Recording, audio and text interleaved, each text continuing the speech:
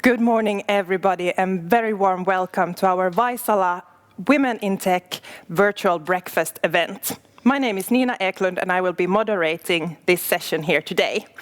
Our focus is going to be on science-based innovations and using that for a better world. But before we go into the panel discussion and invite our panelists on stage, let's get started by introducing Iina Salminen and Inclusive, which is the hosting organization of Women in Tech. Welcome, Iina. The floor is yours. Thank you. Good morning, everyone, and thanks for having me here. Like she said, I'm Iina Salminen from Inclusive, and Inclusive became the hosting organization of Women in Tech Network in January 2020. So I guess Women in Tech Network might be familiar for many of you, but I think it's important to foster that kind of inclusive atmosphere where we take everyone on board. So Women in Tech Network aims to encourage more and more women to work in the field of technology. And we do that by promoting values of diversity, inclusion, and equity. And Women in Tech was founded in 2012 by Technology Industries of Finland. And now, today, we have more than 50 companies. They are spread across the whole country, and we are growing all the time. And it's pretty nice to see that kind of movement, that there are more and more companies, more and more organizations participating in this challenge to overcome the diversity deficit that we have in the technology field, but also in the society in general.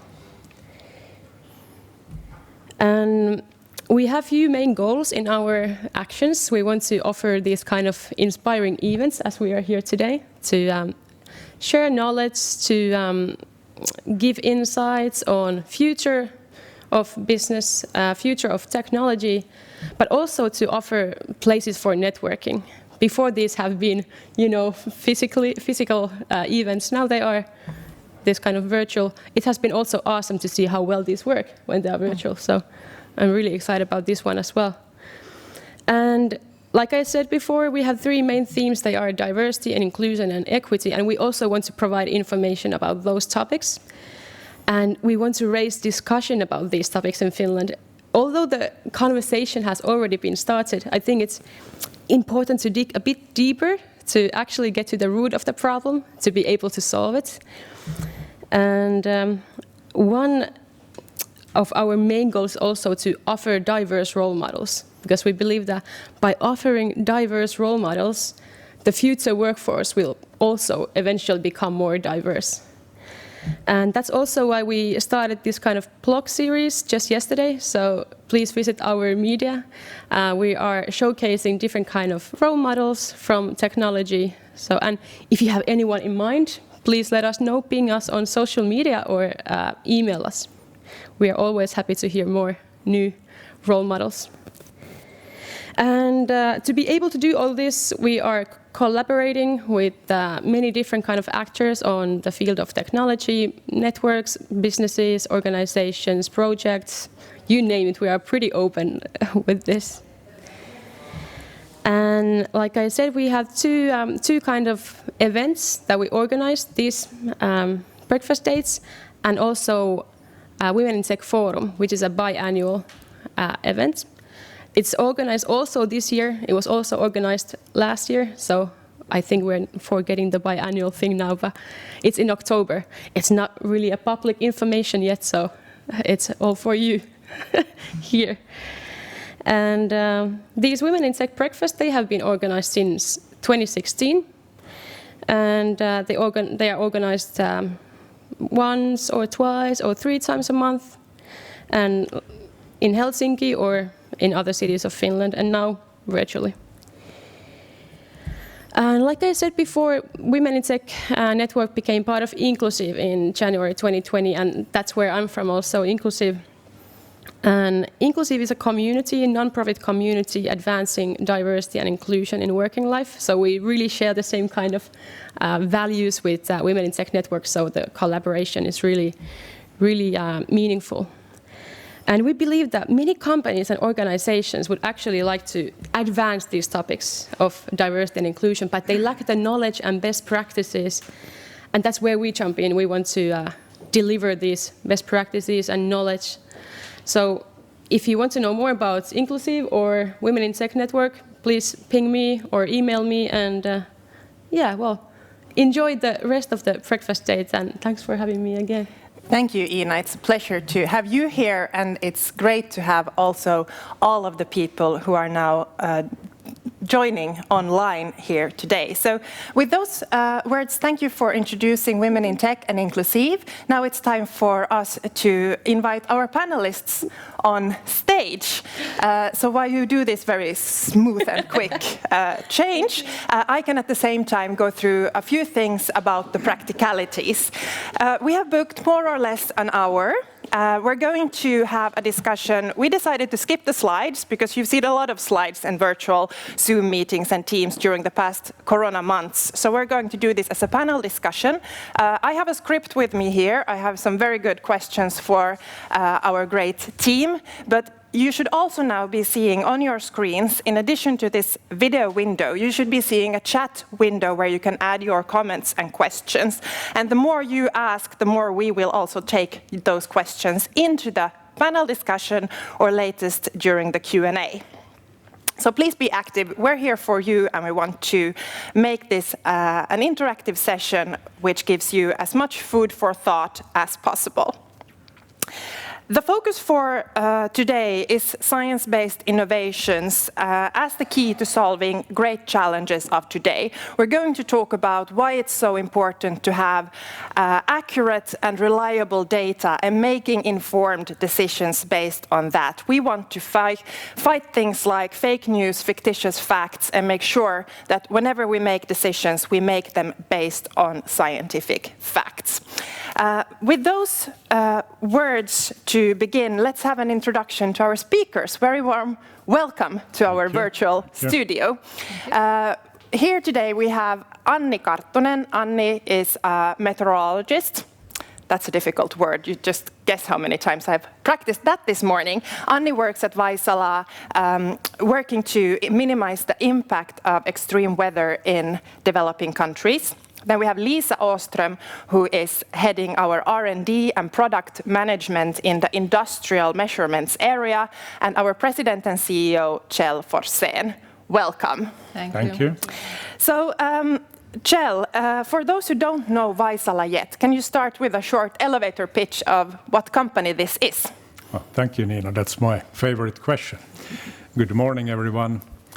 Vaisala is a company characterized by enthusiasm and I would say even joy related to innovation and discovery, always looking for the new stuff and always trying to solve the customer's problem.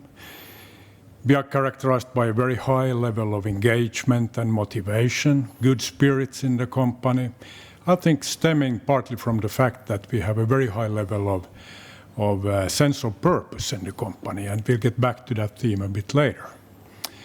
But we are not just having a good time among ourselves and at the great parties we throw here, but we are actually very successful also business-wise. Last year we grew more than 20%. Sales grew to 403 million euros. Profitability is good as well. And what we actually do and produce and develop is products, systems, services, software for weather, climate, air quality, and industrial measurement and observations. Our purpose, like Nina alluded to, is observations for a better world. Thanks, Kjell. And also now when you're seeing our virtual studio here in Vantaa at our head office, where we would have wanted to have all of you, of course, physically face-to-face for our breakfast, but behind us you also see some of the amazing tech that our company makes. As Kjell mentioned, we are working both in the weather and environment as well as the industrial setting, and it's a pleasure to have two Vaisala ladies from these two areas to also talk a bit about some topical cases, a bit about both the technology and what it's used for. So let's get started. I already said that we want to fight fake news with accurate and reliable data. And for us at Vaisala, the world is not a matter of beliefs, but about scientific research and also using that for informed decision making. And of course, something that we see all of us every day is, for example, weather forecasts. So Anni, we're all following weather forecasts very, very closely, especially as midsummer is next week here in Finland. I think all of us are looking at that. But could you start by explaining how weather phenomena are measured? What do you need for it? What's the tech behind? Well, most of the weather we observe happen in a really lowest part of the troposphere, so from the ground to approximately 20 kilometers. So it's a thin layer that surrounds the whole globe. But what makes this difficult to observe is that all of these weather phenomena, they are both very sensitive to time and location, but all of the phenomenon and essentially the physics that drive these are global.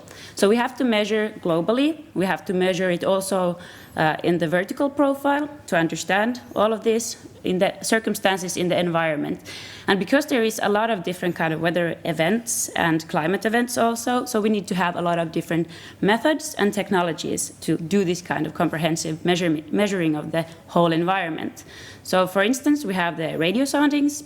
That is basically a balloon with a set of sensors that we release, and it goes up in the atmosphere until it pops, and then we get the vertical profile of temperature, humidity, pressure, and this is vital information for the forecasting, numerical models, so we need this. But then we have, for instance, really fastly moving and evolving phenomenon like thunderstorms that can also be hyperlocal, and we need to observe these in real time and track these in a different kind of really time-specific pace. So we could use a weather radar for this. And I think that's something that people will look at during the midsummer also if there's rains. Let's decide. Can we decide that it won't rain on midsummer? At least I would hope that, but let's see. But overall, so there's a lot of tech behind and also getting this data, but why is it so important to have that accurate data? Of course, we want to know if it's raining on midsummer or not, but in a bigger context. Yeah, that's true. Because we mostly look at the forecasts, but the observations are really the backbone to all of the forecasting and the modeling. And these numerical models, the weather models we're running, and where we get the forecast from, they are really prone to the errors of the initial state. So it's an initial value problem. So all the small inaccuracies we might have in the observations, then during the modeling, they can evolve, and then we might get an inaccurate forecast or even a false forecast. And this, of course, well, inaccurate forecasts, they are not really useful, and then it might happen that you don't have your umbrella with you and there's going to be rain. But this could also be very dangerous. So, for example, if you don't forecast hazardous weather events, for example, the landfall of a hurricane or this kind of high-impact weather events, we need to be really precise. And this comes from the measurement precision. And all societies are built on very weather and climate-sensitive sectors. So there's agriculture, renewable energy production. This is easy to see that it has a link to weather. But also sectors such as secure aviation, traffic, I mean in general. We have the lumikaus in Finland every year. So it is highly sensitive for the changes. And also sectors like mining, construction, tourism, even health. So really bad forecasts and inaccuracies here, they can relate to, well, not a functioning society. And going now back to words like not so functioning society or weather forecast, then we go to an even bigger topic, which is of course climate and climate change. So Kjell, if you try to put this even in the bigger context of the whole climate change question and so on, and understanding weather and our role in that, why is this something that we are so passionate about? Well, maybe it's not clear for everyone what's the distinction between weather and climate. So in the US, there's a saying which I think is pretty good that climate is what you expect and weather is what you get. And I think that explains it if you think about it for a while. But climate change is for real, it's here, it's going on, and we need to understand it. And for that, we do need these very precise and accurate long time series observations and data. And Vaisala happens to be the quality supplier of the observation equipment you need for following the climate change. And actually it pretty much is followed with Vaisala equipment all over the world.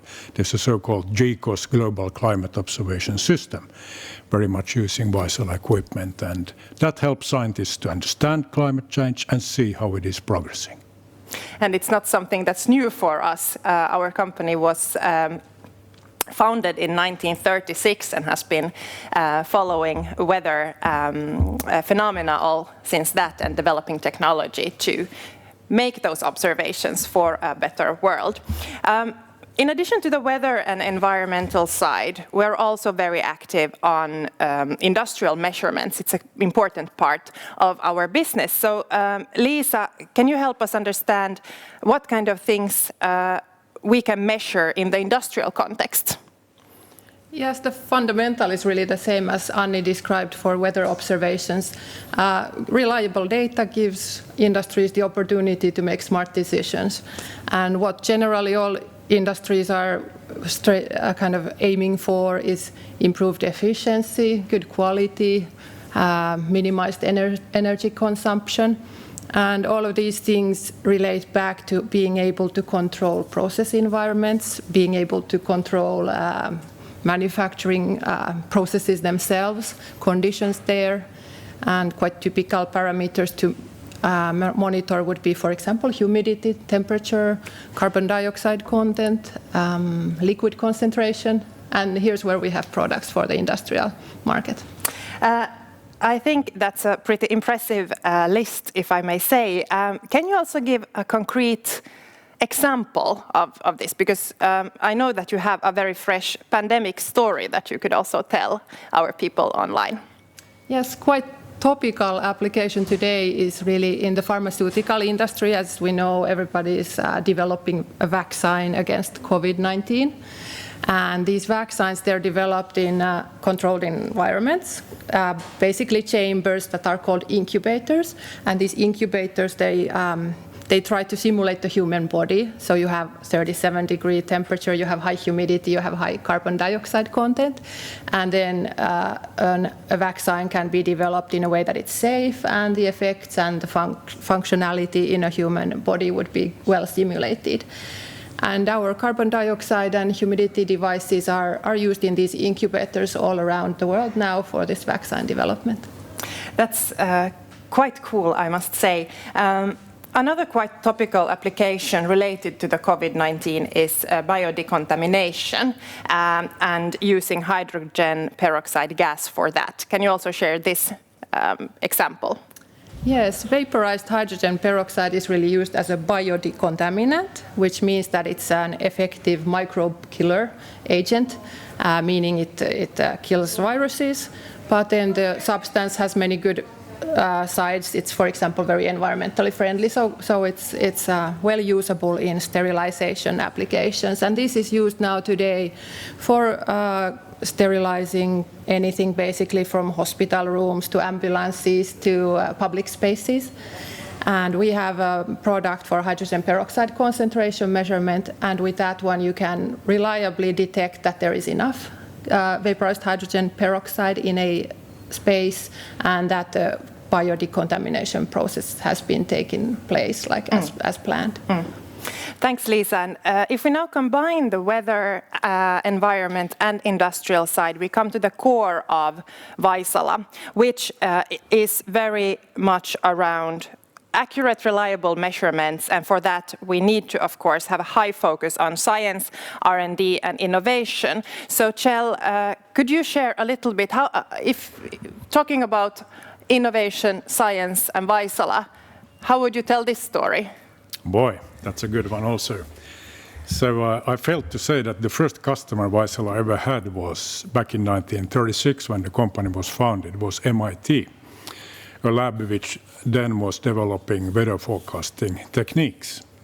That same lab exists still today, and now they work on extreme weather. But we certainly have been in high tech from the start. So the company is founded on an innovation made by Professor Vaisala, And we have over the years, over the decades, always grown through more or less disruptive innovations which we bring to the market. And that is still the way. Of course, we have added, for instance, acquisitions, but organic growth pretty much comes through what we innovate in our R&D machine here in the company. And we are not only doing development, we actually do research, pretty much together with loads of partners, leading research institutes out in the world.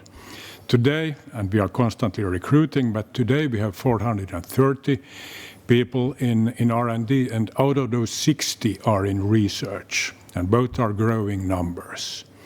And we feel that this is sort of the foundation of the company. We are the technology leaders, we are the premium quality suppliers, and in order to stay that way, we invest each year more and more into R&D.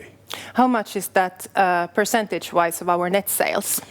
Last year it was a bit above 13% and well above 50 million euros, and like I said, it's growing each year. Yeah, that's something that I think is very good to know about Vaisala. And also when you said that over 400 work in R&D, that's some 22%, I think, of our total amount of employees around the world, which is a bit over 1,800. So, Liisa, you have a big group of scientists and people in the R&D, and we'll get back to that. We have something super exciting happening in this area and also happening in this physical area in Vantaa in some time, so we'll get back to that. But we have our first question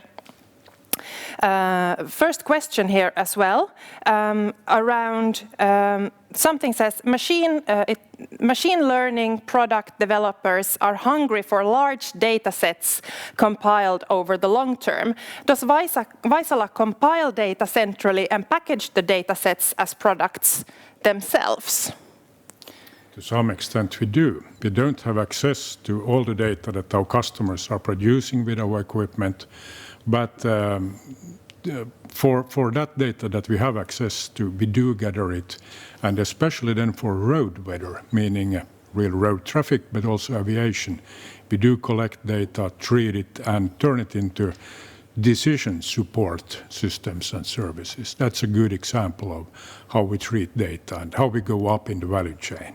And we do apply machine learning as well as computer vision actually to gather data for road applications. Great, so thank you very much for the question, and please add more of those as we go. We're going to continue now to talk about addressing great challenges with science and innovation, and where Liisa already mentioned the coronavirus and our work around that. We a bit touched upon the topic of climate change, but we're going to stop there for some time still and talk a bit more about climate change and extreme weather. So, Anni, you said earlier that extreme weather is common around the world, and it's becoming more and more visible that these kind of extreme weather events are happening and becoming more common. So I know that you have a very key role in an exciting project that Vaisala is about to start with Finnish Meteorological Institute. It's going to be in Ethiopia, and I know you were there also in October. Yes. Yes. So can you tell us a bit about this project? Yeah, sure. So we are starting a project with the Finnish Meteorological Institute. It's a comprehensive upgrading of the whole weather infrastructure they have in Ethiopia, and also increasing the national capability to forecast and warn of climate and weather events, and especially the hazardous events. And this is extremely important in Ethiopia, since it is a country that has to face a lot of difficult impacts due to climate change. And it's also a country that is still building its society, and it's building it on very weather and climate sensitive sectors. So, for example, the food security, it is relying on rain-fed agriculture. So, of course, this is a sector that is highly weather dependent, and this is also an economic sector in Ethiopia that employs over 80% of the working force. So a big sector. And in Ethiopia, they have to face with droughts and floods, both which impact, of course, the agricultural productivity and activities there. And well, this is something that we might also be concerned of at the later phase, because we Finns rely on coffee, especially in these early morning hours, and Ethiopia is a massive coffee producing country. But of course, agriculture is just one sector. They are using a lot of renewable energy. This is weather and climate dependent. And also, of course, these kind of high impact events like the floods and droughts, they will have an impact on the infrastructure. Like floods could flush away roads and buildings, and droughts will, of course, affect on the freshwater reserves they have there. So big impacts on this. So there's a lot of benefits that could be had with a better weather and climate services. And last time we were in Addis Ababa, we heard this local saying that the ears of a donkey can predict the weather better than a local meteorologist. And I'm not a donkey expert, but this is new to me, that donkeys would be so good in this. So I think it's going to change now with the project. So the project we have is going to have the infrastructure upgrading. So we're delivering a lightning detection network and a weather radar network that is powered by solar panels. And these new systems are integrated, and also the existing systems are integrated into one central forecasting environment. And this is provided by the Finnish Meteorological Institute. And besides these new fancy systems and software, they're also getting a substantial amount of human capacity building, that is training basically. So training to operate and maintain the systems, and also meteorological training, so that they could really get a sustainable solution and they can keep on operating it and even developing it after the project is done. Because this is the ultimate goal for both us and the Ethiopians, to actually make a really good working project for them, that they can then minimize the effects of climate change and the hazardous weather events they are having, so that they will actually get better forecasts and warnings. So we're not really traveling physically right now, not to Addis Ababa or anywhere else because of the corona situation. We are staying mainly where we are, but I think it's still good to take a mental trip and to go to a completely different part of the world. Then I select the Caribbean, and I don't choose it only because Caribbean would be a pretty nice place to go, but also because we have done a similar project as in Ethiopia, but we've also there witnessed the benefits in practice. So can you, Kjell, tell us a bit about this case? Well, Nina, I guess you referred to the Bahama Islands project. Yes, I did. Okay. So Bahama Islands sounds pretty nice, doesn't it? But actually it's very much hammered by hurricanes. And the hurricane season starts in the spring, April, May, and ends in late autumn, September, October.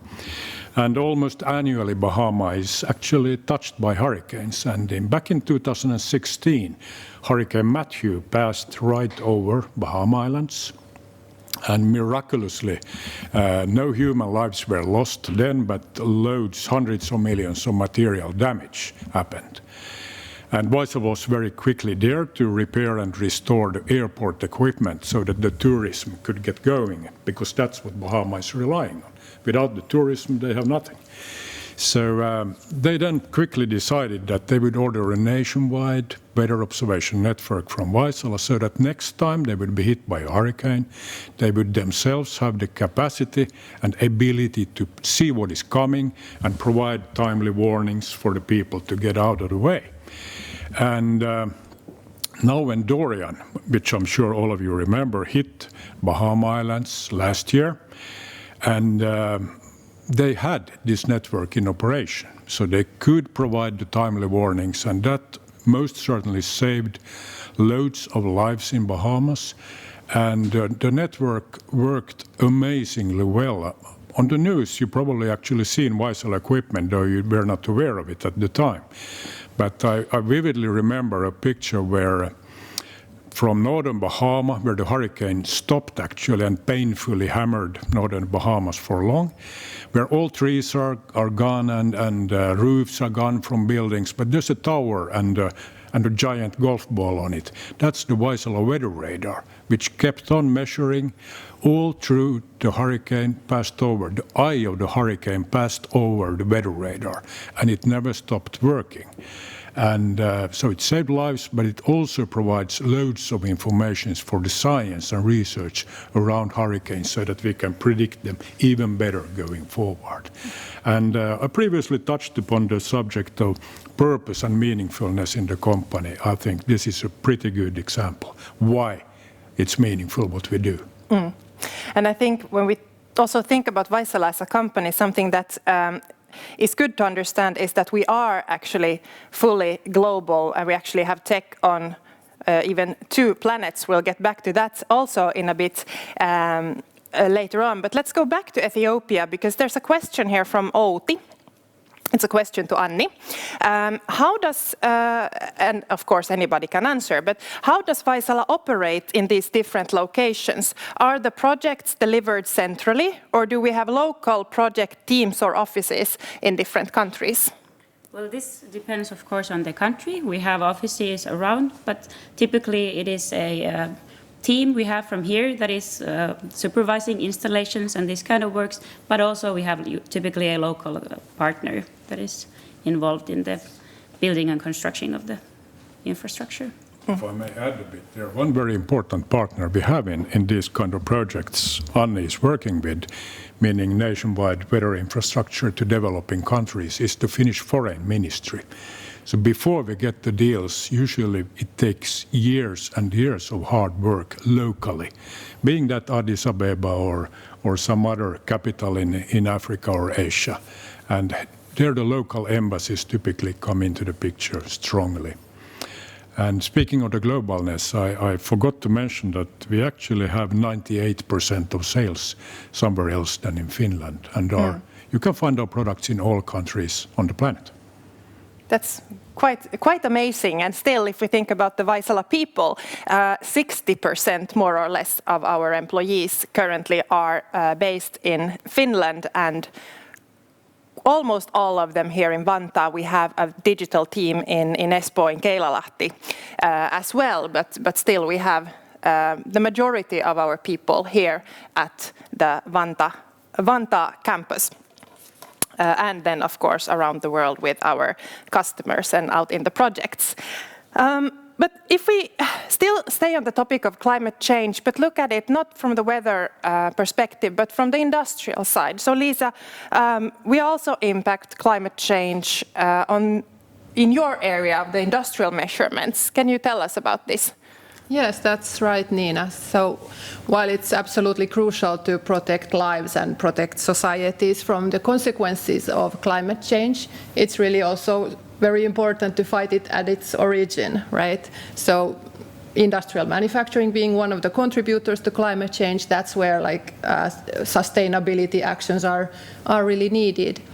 And reliable data on processes and environments makes it possible to run efficient processes, use less natural resources and energy, produce less waste, better quality. And all of these things are really things that are not only sustainable, but also financially viable for any company.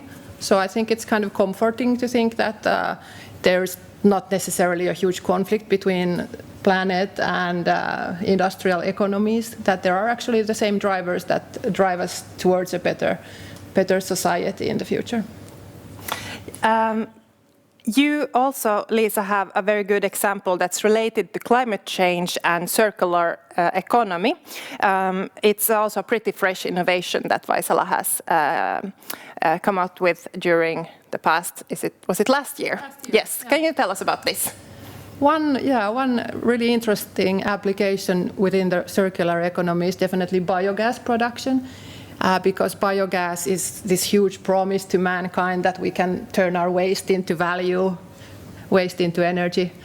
And there it's really important, again, to be able to control the process and make it financially viable and a real alternative really to other energy sources, to fossil fuel energy sources. And last year, like you mentioned, we introduced the product to biogas measurement device. It measures 3 things. Methane, which is effectively clean biogas, then CO2, carbon dioxide, and humidity, and all of these are present in the process.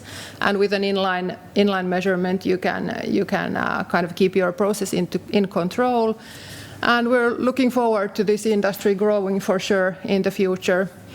But of course, you need to understand that, okay, the other energy sources have been developed for decades, developed for centuries maybe, so they have a lot of learning to do to get the process really viable and competitive, but for sure they're getting there, and it's a very interesting development to follow for sure. We have a question here also related to climate change, and as I stated in the beginning, for us the world is not a matter of beliefs, but of science, research and data. And there's a question now about what are our fact-based arguments for people who question climate change and do not see the efforts to fight it on society or global level, doesn't see it as important. Do you, Kjell, maybe want to say a few words? Actually, these days we very rarely run into that question, and so can't remember when I would have heard anyone questioning it for quite some time. But I mean, if that happens, of course, we refer to the scientific facts which are unquestionable around it. I mean, would Anni like to add something there, maybe? No, it's unquestionable, yes. Yeah. And we all see the consequences as, for instance, the extreme weather events getting more and more frequent and causing the need for our solutions in the developing countries primarily. So we've been here for many decades, and we have also, or there is data available on how the climate is changing and what is happening, and we're also proud to be following that continuously, and with the technology that we provide, the scientific community is able to better understand the climate, how it's changing and where it is going. And of course, innovations, climate and these kind of things, they're nothing new, as in that sense said, that we've been here for long. Kjell mentioned R&D, or talked about the R&D investments and focus with the over 20% of people working in R&D, of which close to, or about 60 are scientists doing research. And for us, it's been always about going where others don't, and really kind of having the technology that can work in any and all situations.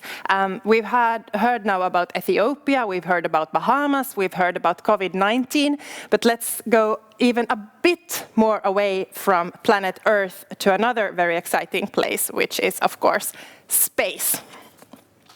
And I never thought I would be actually asking this in a live webcast and working in a company that actually has space-proof technology, but I do. So my question goes to Liisa. NASA is in about a month's time. It's scheduled for the 17th of July. They are launching the NASA 2020 rover going out to explore Mars, and we are super excited to have our technology on board. Can you tell us about this? Yes, indeed. We have been on board before as well. So this is a second rover going to Mars by NASA. Back in 2011, there was the Curiosity rover, which also had Vaisala equipment on board. And now again, we have our humidity and pressure sensors from our clean room, and they go with the measurement equipment provided by our partner, Finnish Meteorological Institute, to understand the conditions at the planet Mars. For example, the previous rover was able to detect that there are traces of water, that there has been and there can be some form of life on the planet, right? So we're on board, like I said again, and it's a great honor. It's of course not a big application for a company as such, but it's a great honor that they choose our technology, because obviously it's a very demanding mission with a decade of planning, and you would want to pick the best technology on board. So we're very pleased to be there. Yes, we are. And if you're interested in the area of space and space technology, we are also arranging an event on the 17th of July where we are going to look at the live launch, but also following that with our experts to talk both from the Vaisala side about the technology, what is the actual technology, going there, how does it work, and also joined with our friends and experts from the Finnish Meteorological Institute. And we also hope that we'll get an actual astronaut to tell us a bit about what it's like to be in space. So you don't want to miss that, and it will be online as well. So wherever you are in your summer cottages or at work or whatever, you can join, and we will send out information about this to all of you who have signed up for this Women in Tech event. So stay tuned for that. It will arrive in your inboxes within a few weeks. But of course, these kind of innovations and reliable technology, and this would not be possible without the investments that we do into R&D.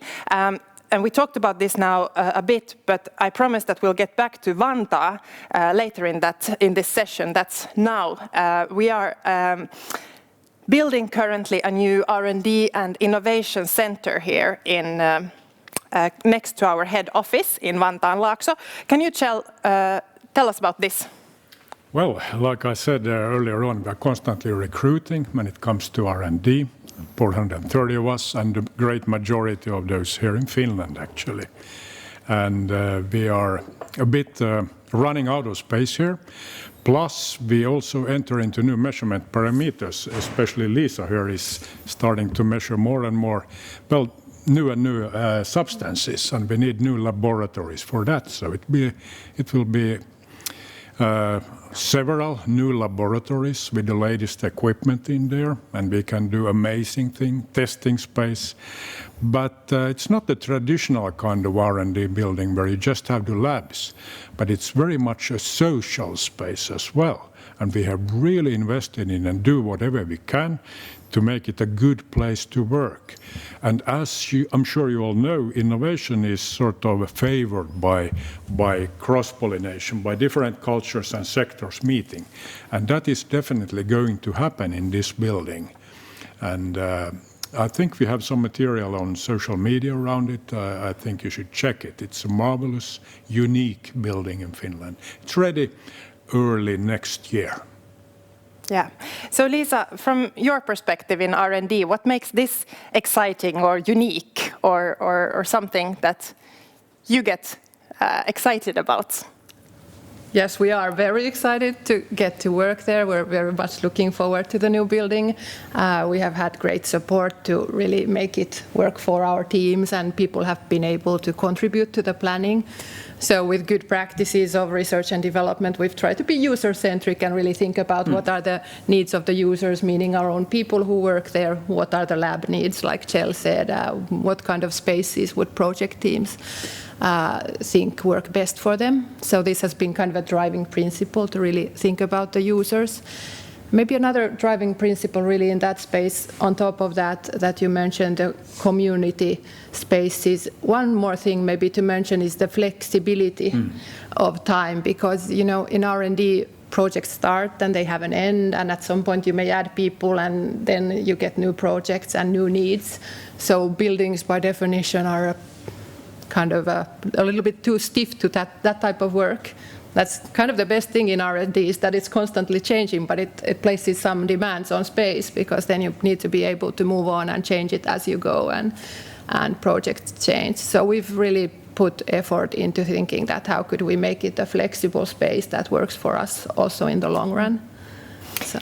And what I think also is exciting at our Vaisala Vantaa campus is that actually since we have the majority of our employees here, and we have everything happening here in Vantaa, most of it physically. So we have everything from starting the planning and co-creation with the customers to actually starting to develop the products and solutions, and all the way to manufacturing it at our own factory, which will be next to the R&D center. So in that sense, really having all of the expertise within a very small area is something I think is also quite unique. Indeed. It is, yeah. So I can hear the excitement in Kjell's and Liisa's voices when they talk about this new R&D and Innovation Center. Anni, one question still on this topic of innovation and inspiration. What inspires you most in your work? Well, I get inspired of the fact that with all these innovations and the expertise we have in here in Vantaa or in Finland or the whole Vaisala, so we can really contribute to solving these grand questions and problems, and we can make actually a global impact. So this is really inspiring for me. And speaking of grand challenges and grand questions, we have some minutes still to go. So if you have any questions to our panelists, we'll be happy to answer them now. The presentation part or the discussion part, my questions are soon coming to an end. But if we have any questions online, then please ask them still. While we're waiting, if we get any more questions, I would like to ask you, if you would mention one thing that you would want people to remember from this session, what would it be? Maybe, actually we could start with Liisa this time. I would hope that people get the idea that science still has a lot to offer to us, and maybe even more than ever with the challenges that we have today. Do you take a question or the next from Yeah, Anni? I'd like to second Liisa's opinion that really science has a lot to offer and that these impacts can really be global and we can actually make a global benefit. I will pause your answer for a bit because we got one question now from the online audience. How exciting to have such a large community of scientists and technologists in one place. How do you keep your remote employees in other countries feeling involved with the headquarters? Would you, Liisa, like to start? Yes, I have a team in Vancouver. That's what I have abroad. Of course, these times of COVID have been teaching us a lot. Even I think us who typically meet in person every day, we have started probably to be even better colleagues virtually because everybody has learned how to take, how to take virtual meetings in a way that you actually have everybody involved and you don't drop out the people at the end of the line. Of course, there are things like time zone differences and such that you need to do your best at, and it's never simple. We try to meet in person as well, as often as possible. And one maybe reality is that in projects you have to have pretty clear interfaces that where does this team end and the other team start, in a way that there's not like, you just have to take it into account that daily, nightly meetings with the team 10 hours away is not practical. So you have to plan also to some extent the content that you do. We have another R&D organization here as well, in addition to Liisa's, and that one has R&D activities in a couple of locations in the US and Europe as well.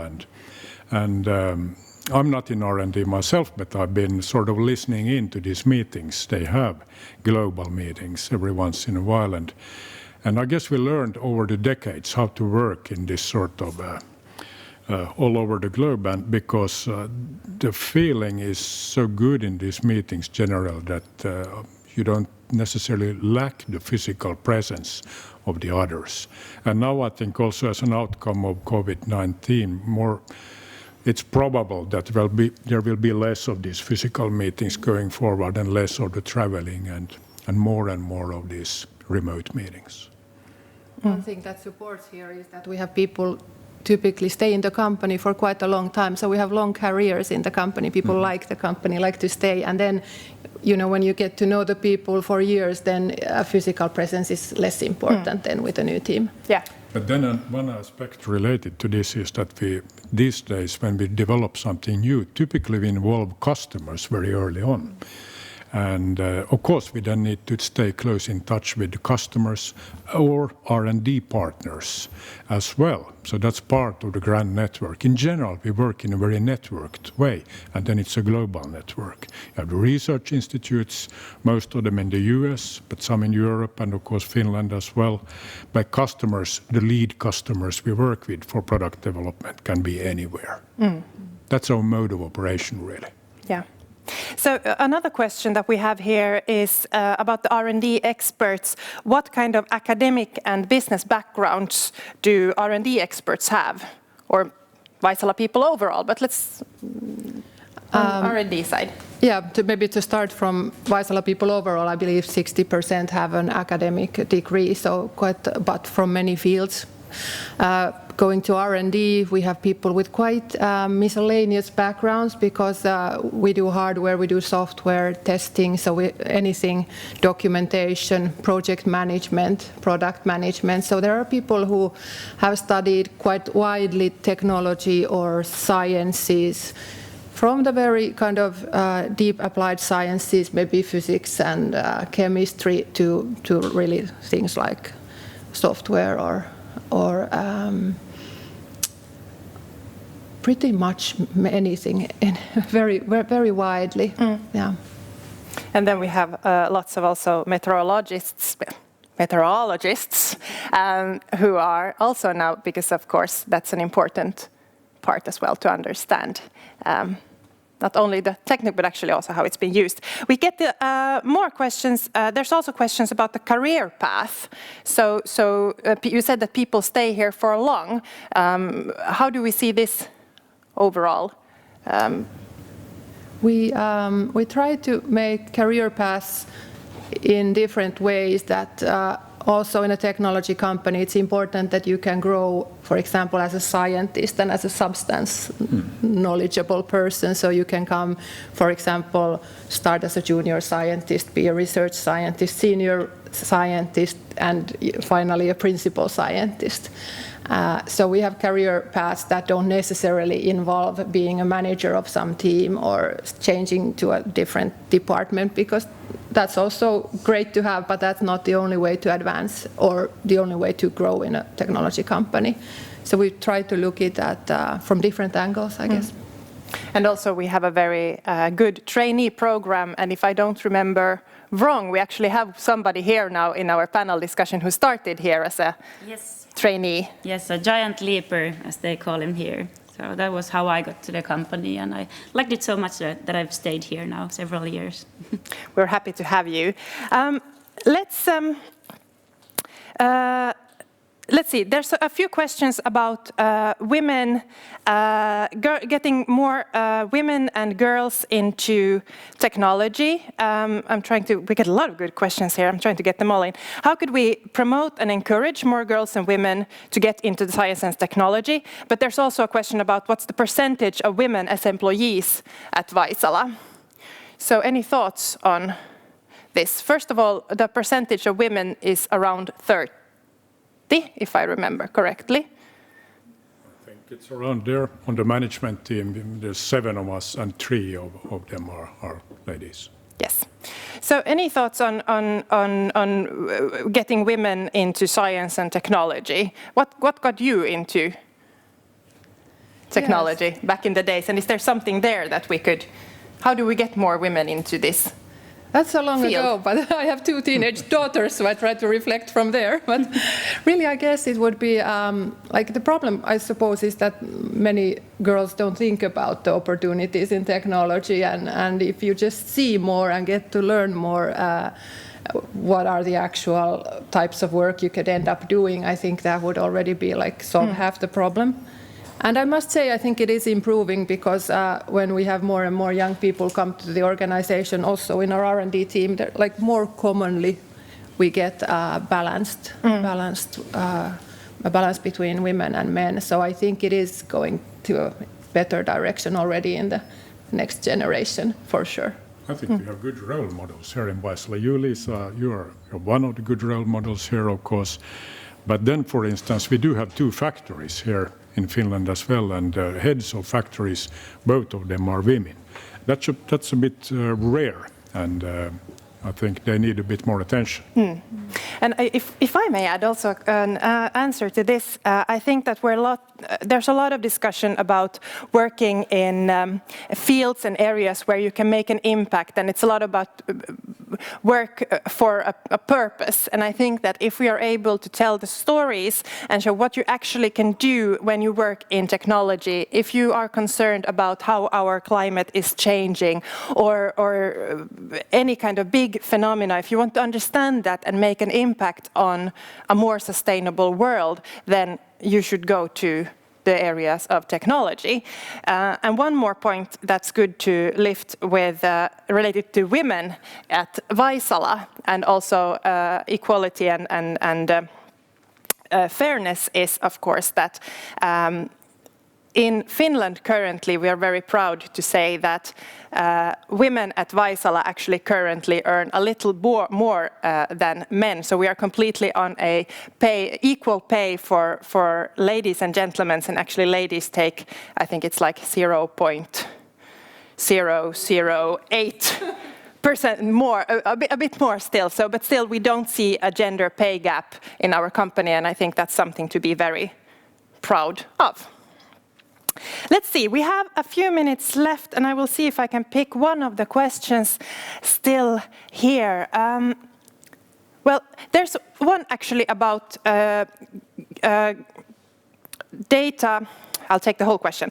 As your scientists have been collecting and analyzing data regarding weather in Finland, has there been any surprising good or bad patterns?